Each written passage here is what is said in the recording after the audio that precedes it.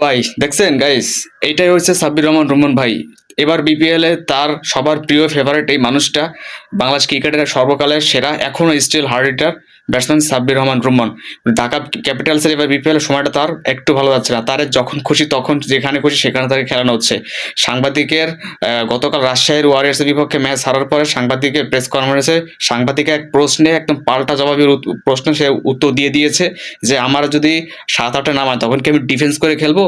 অবশ্যই খেলবো না, তখন আমি মেরে খেলবো, বাউন্ডারি মারার চেষ্টা করব। তখন 15 কে 16 রান রেট থাকে, তখন অবশ্যই আমি ডিফেন্স করবো না।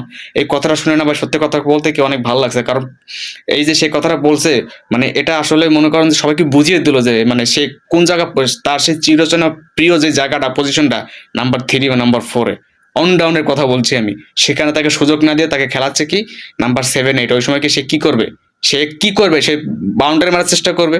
সে ওই সময় কি সে ঠেকাবে, টেস্ট খেলবে, সেকে ধরে খেলবে, নিজের জন্য খেলবে? সে কখনো নিজের জন্য খেলে না, সে খেলে তার দলের জন্য। সে চেষ্টা করে তার তার জন্য দল যদি একটা রান বেশি পায় সেটা সে মনে করে যে এনজয় করে।